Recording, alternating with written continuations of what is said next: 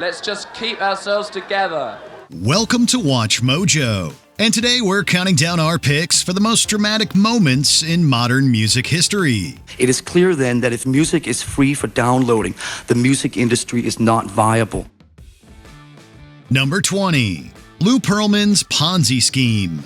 While he initially gained fame for creating some of the world's biggest boy bands, Lou Pearlman's real legacy lies in his financial crimes. On paper, it was a business, an operating business with far-flung enterprises, including what we like to call the only airline in the world without a plane. Pearlman first struck gold with the Backstreet Boys and NSYNC, but much of his money was made insidiously.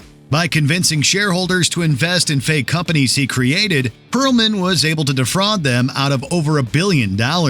People initially didn't want to believe that they weren't going to get their money back. This guy's a rich guy. The money is somewhere. Where is it? His success in music only fueled these fraudulent schemes. However, it didn't take long for Pearlman's lies to catch up with him, as he was ultimately arrested and sentenced to 25 years behind bars in 2008. To this day, $300 million of what he stole is still missing. And since he died in 2016, it may never be found. Yeah, get out and start doing things. I'm going to have a little party for everybody. We're going to do like a barbecue or something. Number 19. The Chicks Bash Bush. Celebrities risk a lot by sharing their political beliefs. Given the sensitive nature of politics, someone somewhere is bound to disagree, even if the opinion is valid. The Chicks learned this firsthand when they boldly condemned President George W. Bush for his invasion of Iraq following the 9/11 terrorist attacks. We're ashamed of the President of the United States. Their stance caused an uproar across the country. Many of their fans turned on them, and they were essentially blacklisted in the industry. Although they initially apologized for their remarks, they rescinded it and stood by their beliefs. When you're over in London, everyone is talking about Americans like we're all one and we all think the same, and that bothered me. In recent years, though, many of their dissenters have acknowledged that they were right, allowing them to make a well-deserved comeback. What we said back there, what I said back then, would not even be a thing today because it was really mild compared to what people say today. Number 18. The Guns N' Roses and Metallica Montreal Riots. Two of the biggest rock bands touring together. What could possibly go wrong? A 1992 Montreal show became the ultimate response to that question. Things started going wrong about halfway through Metallica's set. The concert started out poorly, with Metallica's James Hetfield being burned by pyrotechnics. His injuries were so severe that he had to be hospitalized, causing the entire group to leave as well. It's a miracle that he got off, with just burns on his arms and on his hands and a little bit up on his face. While this could have been forgiven, things went from bad to worse as Guns N' Roses took over 2 hours to continue the show. The crowd's patience was already waning, and when Axl Rose cut their set short and made a snarky comment, it snapped completely. The band played about 6 songs before Axl Rose told the audience, quote, "We got it together in Europe only to have it come apart here.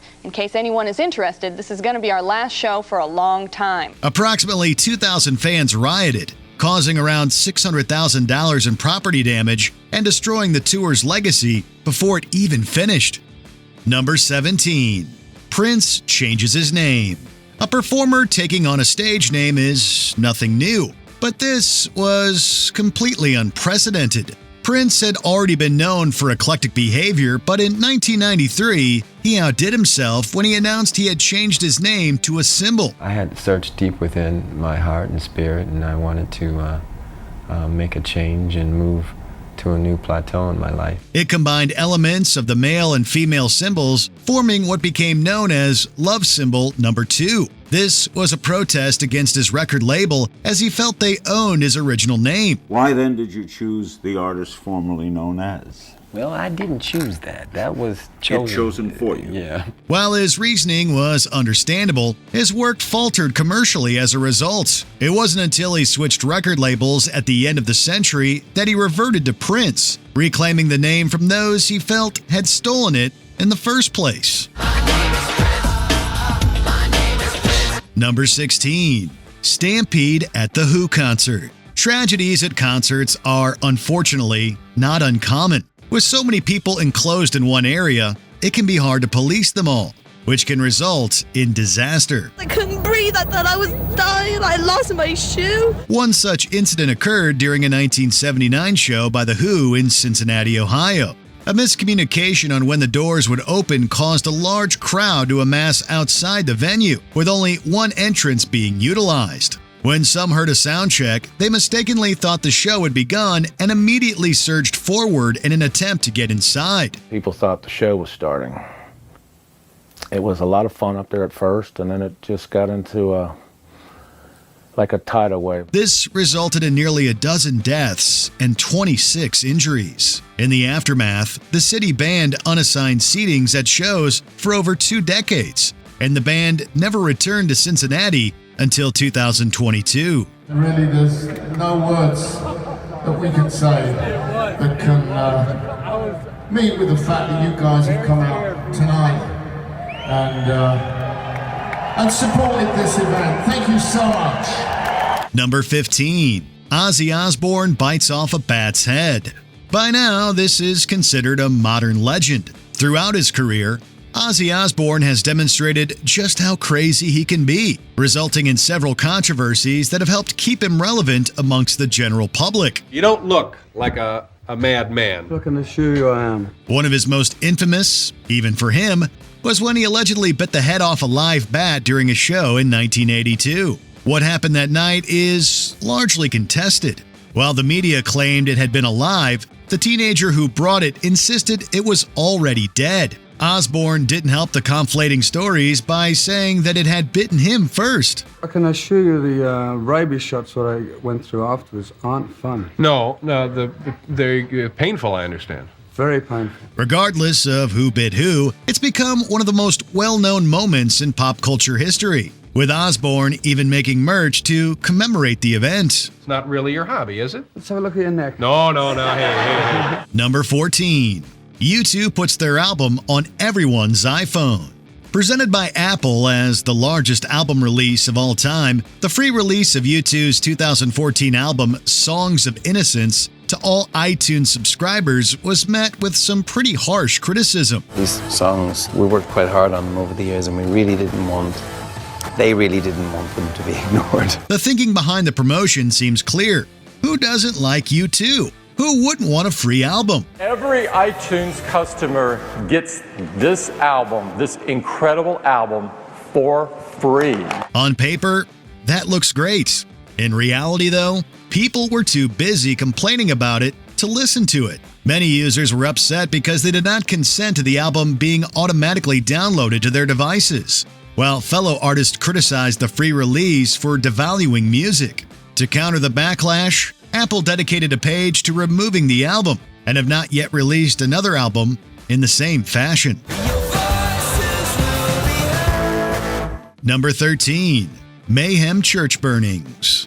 If there's one genre that's earned its current reputation, it's black metal.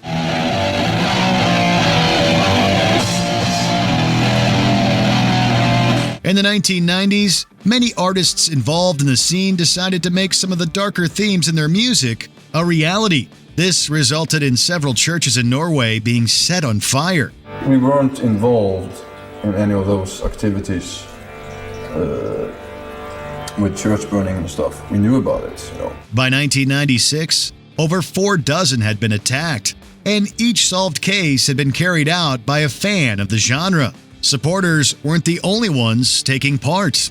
Some artists, like Burzum's Varg Vikernes, were convicted and sentenced to prison for their involvement. Skyldig I å antent Holmenkollen kapell I Oslo, Skjold kirke I Rogaland, Åsane kirke og brannforsøk på Storetveit kirke, begge I Bergen. In recent years, those who approved of the arson have doubled down in their support, with some newer artists praising the attacks and even implying that more will eventually occur. Number 12. The Beatles are more popular than Jesus. Although some may believe that artists being canceled for their comments is a new phenomenon, it's been apparent within the culture for decades. John Lennon and the rest of the Beatles learned this for themselves after Lennon remarked that the band was more popular than Jesus. Christianity will go. It will vanish and shrink. I needn't argue about that. I'm right and I'll be proved right. We're more popular than Jesus now. John Lennon quoted in the London Evening Standard, March the 4th. While the quote caused no offense in the United Kingdom, America was another story entirely. But are you burning your Beatles records? Yes, sir, I burn them. You burned them all yourself? I've already burned them. The backlash ranged from radio stations refusing to play their music to members of the Ku Klux Klan protesting their shows. The situation became so overblown that the band stopped touring altogether. When Lennon was tragically murdered in 1980, his killer even cited the controversial quote as one of the reasons behind the crime. You know, they're entitled to not like us, and we're entitled not to have anything to do with them if we don't want to. Number 11. Madonna's Like a Prayer music video. Not every scandal is rooted in malice. Madonna has always been unafraid of pushing boundaries within her music and her own self-expression. Life is a mystery. In the late 1980s, she shocked the nation when she released the music video for her single Like a Prayer. It featured a primarily black cast and was littered with religious imagery, two aspects that ended up offending several Christian groups. It's like a dream. Even the Pope at the time spoke out against the piece, calling it sinful and encouraging people to boycott Madonna. Several TV stations banned the video, with MTV being the only one to keep it in their lineup. Madonna played into the controversy perfectly, cementing herself as a true icon and proving that thick skin is essential to surviving the business.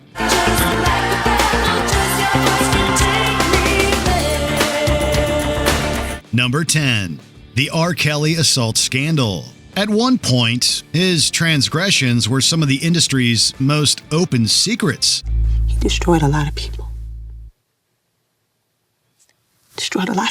Despite the countless allegations against R. Kelly in his first decade of fame alone, including an illegal marriage to an underage Aaliyah, he went largely unchecked. Although he had a few brushes with the law, for the most part, he was able to enjoy his fame and fortune without facing any real consequences. It wasn't until a new wave of accusations in the 2010s, including one that he was running a sex cult, that he was finally boycotted on a mass level. The Me Too movement and Time's Up movement coming behind the Mute R. Kelly movement have really kind of helped push that, forward in the national consciousness. Besides being deplatformed from several music hosting sites, he was also finally tried and handed a combined 31-year sentence in prison, where he sits to this day. It is so critically important to the criminal justice system in this country, and it was critically important in this case in particular for people to come forward and to tell their stories, which is not an easy thing to do. Number 9. Milli Vanilli lip sync scandal. When their hit single, Girl You Know It's True, began skipping and repeating itself during a 1989 MTV Live performance, Milli Vanilli duo Fab Morvan and Rob Pilatus attempted to play it cool. Meanwhile, the crowd didn't seem to notice or care. It became, however, the catalyst for exposing the group and unveiling the true singers behind the Grammy-winning music. By the end of 1990, it was revealed that Morvan and Pilatus were not the voices behind Milli Vanilli songs, and had in fact been lip-syncing all along. The public condemned the group, stripping Morvan and Pilatus of their Grammy Award for Best New Artist. They also faced a collection of lawsuits targeting the duo for fraud. You have to lip sync in front of 500 million people. Number 8. Janet Jackson and Justin Timberlake at the 2004 Super Bowl show. During the halftime show of Super Bowl 38, with an audience of over 140 million people, Justin Timberlake ripped Janet Jackson's outfit, exposing her breast and some really nifty jewelry.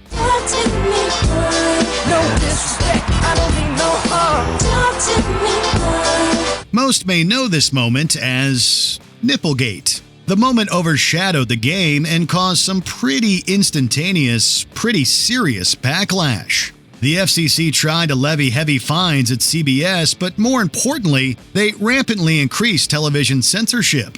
This alone has divided public opinion, as many were upset about the wardrobe malfunction Janet Jackson's Super Bowl appearance has prompted a flood of complaints to the government. and appreciated the FCC's censorship efforts, while others believe it is a violation of free speech. The New England Patriots, meanwhile, defeated the Carolina Panthers 32-29. Number 7. Kanye bum rushes Taylor Swift at the 2009 VMAs. Yo, Taylor, I'm really happy for you. I'm gonna let you finish. Considering the star power and incredible talent each of these artists demonstrate, one would hope "I'ma Let You Finish" won't serve to define Kanye or Swift. When accepting the award for Best Female Video, 19-year-old Swift was interrupted by West, who took the mic and insisted Beyoncé's Single Ladies was one of the best videos of all time. But Beyonce had one of the best videos of all time. The audience booed, viewers sat stunned, and Beyoncé looked on in horror.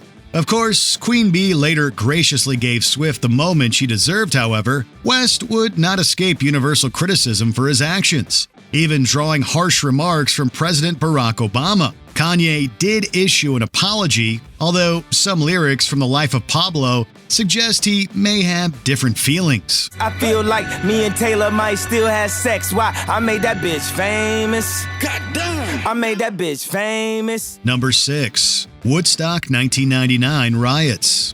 The original Woodstock Festival was billed as 3 days of peace and music. In its 1999 reincarnation, not so much. I never in a million years would have thought I'd have somehow gotten drawn into a riot. But man, it just happened. During Limp Bizkit's performance of Break Stuff, fans took the title to heart and tore apart parts of the stage. How scary was it for you up there when they started ripping that place apart, when they started taking the plywood off the towers and stuff? God. Dude, it's not our fault. They also lit fires during the Red Hot Chili Peppers set, and while Metallica was on stage, a man died after collapsing in the mosh pit. Fatboy Slim, meanwhile, was interrupted when a truck drove through the crowd while the Tragically Hip were booed just for being Canadian. Worst of all, New York police investigated several alleged instances of sexual assault, and there was reporting of widespread destruction and burglary of vendor booths. Ultimately, law enforcement agents were needed to quell and disperse the crowd. The fires were put out this morning, and most festival goers had left the site by 9 a.m. But the Woodstock name may have sustained lasting damage. Number 5. N.W.A. and the FBI. Symbols of angry urban youth, N.W.A. rocked the world when they dropped their debut album, Straight Outta Compton. Rapping about gang violence, drugs, racial profiling, and police brutality, N.W.A. reflected the raw realities of growing up in the inner city. The FBI, however, took exception to the group's music, specifically, the police. So the police didn't like that song? No, they didn't, for some reason. I thought it was such a catchy number. The Bureau sent their label, Ruthless Records, a letter accusing the group of advocating for violence and assaults, and warning them not to perform inflammatory songs. In addition to the FBI, many local law enforcement officers refused to provide the group with security. The dispute, however, brought the group publicity, which they used to their advantage and which only added to their notoriety. This N.W.A. Number 4. Metallica Sues Napster. Metallica's Grammy loss to Jethro Tull certainly stirred debate, but it was their suing of peer-to-peer file-sharing site Napster in 2000 that rocked the foundations of music. Napster hijacked our music without asking. They never sought our permission. Our catalog of music simply became available for free downloads on the Napster system. After discovering unreleased music available on the system, Metallica sued Napster for copyright infringement and racketeering, seeking $10 million in damages.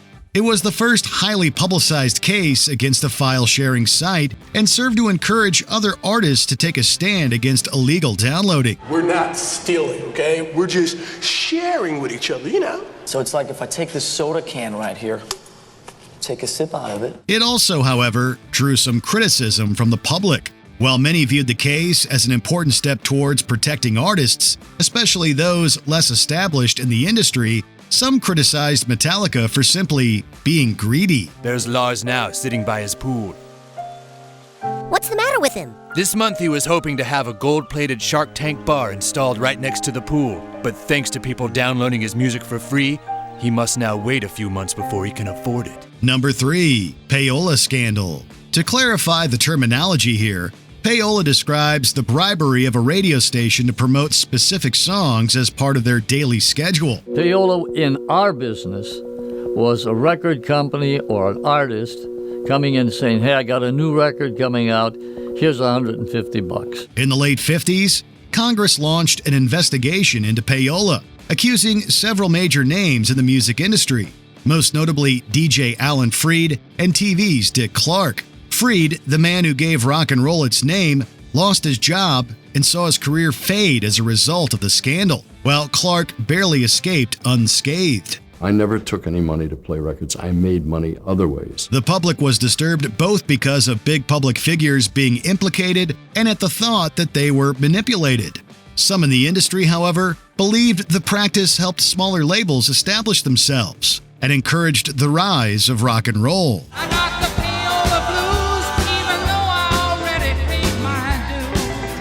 Number 2. Phil Spector commits a murder. This case was proof that not everyone is who they seem to be. At one point, Phil Spector was lauded for his production skills and worked with several iconic artists. That legacy was effectively destroyed after he was apprehended following the murder of actress Lana Clarkson. Lana Clarkson's family wrote that she was a warm, compassionate, kind-loving woman who would be 58 years old now. While he initially tried to pass it off as an accidental self-inflicted death, the truth soon came out. He was arrested and freed on a bail of $1 million, and the eventual trial was televised for all to see. After multiple court cases, Spector was finally dealt a 19-year sentence. His subsequent appeals were overturned, and eventually he died in prison, bringing an underwhelming end to someone who was once highly regarded in the industry. His legacy will forever be that of a convicted murderer who happened to write songs. Before we continue, be sure to subscribe to our channel and ring the bell to get notified about our latest videos. You have the option to be notified for occasional videos or all of them. If you're on your phone, make sure you go into your settings and switch on notifications. Number 1. The Rolling Stones play at Altamont. Facing criticism over high ticket prices, the Rolling Stones decided to conclude their 1969 tour with a free one-day festival.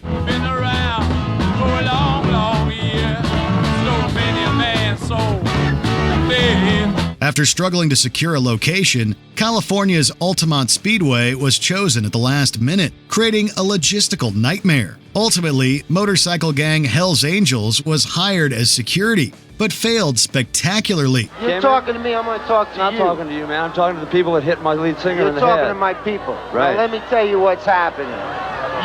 What's happening? By the end of the one-day festival, a man was murdered, 3 people died in accidents, and 4 babies were born. The Grateful Dead, meanwhile, considered the scene too violent and elected to not play despite helping to get the festival off the ground. This left the Stones, Santana, Jefferson Airplane, Crosby, Stills, Nash & Young, and the Flying Burrito Brothers to fend for themselves. Which infamous moment in music do you think had the biggest impact on the industry? Let us know in the comments below. Before I start playing, I'm gonna eat this whole sandwich. Did you enjoy this video? Check out these other clips from Watch Mojo, and be sure to subscribe and ring the bell to be notified about our latest videos.